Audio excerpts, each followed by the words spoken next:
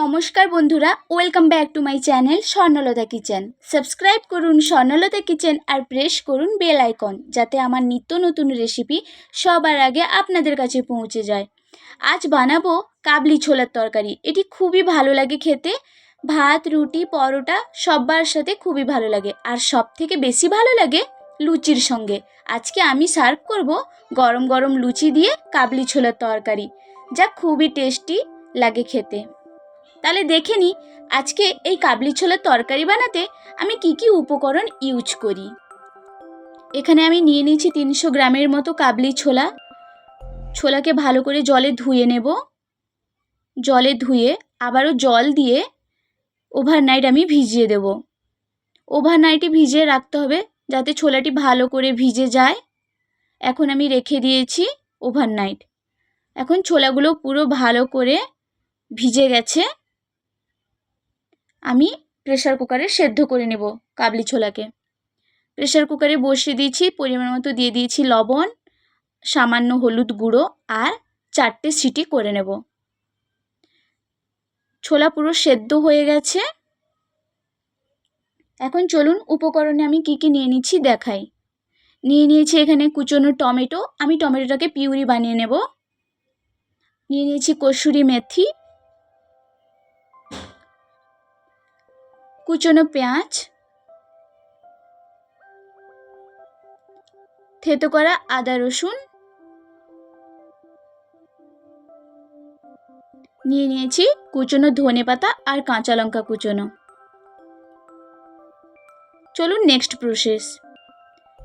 কড়াই গরম করে দিয়ে দিচ্ছি রিফাইন্ড অয়েল। ফোড়নে দিয়ে দিচ্ছি তেজপাতা, গোটা জিরে, গোটা দারচিনি।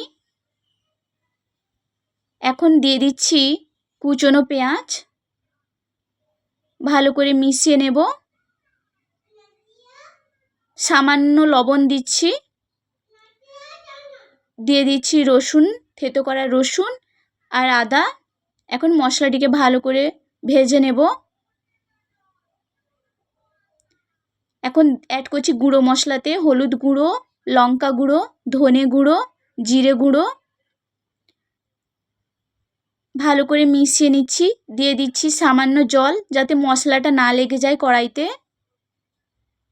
অ্যাড করে দেবো কুচনো কাঁচা লঙ্কা। প্রায় আদা রসুন হয়ে এসেছে। এখন অ্যাড করে দিচ্ছি টমেটো পিউরি। এখন বাটিটা ধুয়ে একটু জলও অ্যাড করছি। এখন ভালো করে কষিয়ে নেব যতক্ষণ মশলার অয়েলটা ছেড়ে না আসছে। এখন দিয়ে দিচ্ছি কাবলি ছোলার মশলা। এটি বাজারে পাওয়া যায়, চানা মশলা।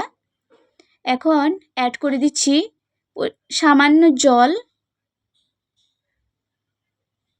প্রায় মশলাটা হয়ে এসেছে। এই মুহূর্তে আমি অ্যাড করে দেব কসুরি মেথি আর কুচনো ধনেপাতা। অল্প ধনেপাতা অ্যাড করছি, ফ্লেভারটা ভালো আসে। এখন একটু ধনেপাতা অ্যাড করে দিলে। দিয়ে দিলাম পরিমাণ মতো লবণ। তারপরেই অ্যাড করে দিচ্ছি সেদ্ধ করে রাখা কাবলি ছোলা। ভালো করে কষিয়ে নেব।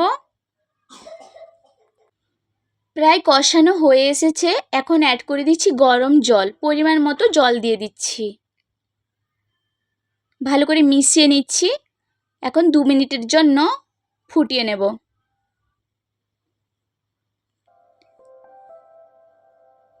কালারটা খুব দারুণ এসেছে। আর আজকে তৈরি হয়ে গেল কাবলি ছোলার তরকারি। এটি লুচির সঙ্গে খুবই ভালো লাগে খেতে। আর লাস্টে অ্যাড করে দিচ্ছি সামান্য কুচনো ধনেপাতা। তৈরি হয়ে গেল কাবলি ছোলার তরকারি। গরম গরম পরিবেশন করুন। ভাতের সঙ্গে, রুটি, পরোটার সঙ্গেও সার্ভ করতে পারেন। আর আমি পরিবেশন করব গরম গরম লুচির সঙ্গে কাবলি ছোলার তরকারি। আজকের ভিডিওটি যদি আপনাদেরকে ভালো লেগে থাকে তাহলে লাইক অ্যান্ড কমেন্ট করতে ভুলবেন না। ফিরে আসবো নতুন কোনো এক রেসিপির সঙ্গে। ততক্ষণে সবাই ভালো থাকুন, সুস্থ থাকুন আর সবাইকে ভালো রাখুন।